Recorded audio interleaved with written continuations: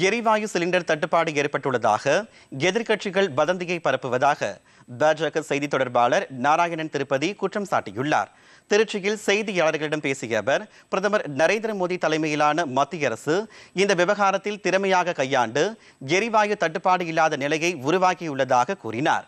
அத்தியாவசிய பொருட்களின் விலைகள் ஏதும் உயரவில்லை என்றும் அவர் தெரிவித்துள்ளார்.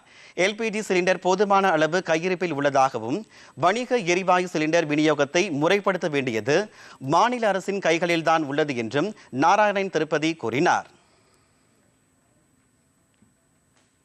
எதை எடுத்தாலும் எதிர்க்க வேண்டும் என்கின்ற ஒரு போக்கோடு நோக்கத்தோடு காங்கிரசினுடைய ராகுல் காந்தி, திராவிட முன்னேற்ற கழகத்தினுடைய தலைவரும் பொறுப்போடு இருக்க வேண்டிய ஒரு முதலமைச்சரான திரு மு.க. ஸ்டாலின் அவர்களும் பொறுப்பற்று பேசிக் கொண்டிருக்கிறார்கள் என்பதைத்தான் நாம் பார்க்கிறோம். மக்களிடையே ஒரு அச்சத்தை உருவாக்கி, பதட்டத்தை உருவாக்கி, பெட்ரோல் டீசலே கிடைக்காது என்கின்ற ஒரு மிகப்பெரிய வதந்தியை ஊடகங்களிலே பேசி அதை சொல்லி தேவையில்லாமல் மக்கள் வரிசையிலே நின்று இரவோடு இரவாக ஏதோ பெட்ரோல் டீசல் அன்றைக்கே காலியாகிவிடும் என்கிற வதந்தி எல்லாம் பரப்பி ஒரு மிகப்பெரிய ஒரு மோசடியை அரங்கேற்றிய சூழ்நிலையில இந்தியா திறம்பட இதை கையாண்டிருக்கிறது. நம்முடைய பாரத பிரதமர் திரு நரேந்திர மோடி அவர்கள் இந்தியர்கள் ஒரு மிகப்பெரிய வல்லரசை கொண்ட ஒரு நாடாக இந்தியா விளங்கி கொண்டிருக்கிறது என்பதை உறுதி செய்திருக்கிறார்.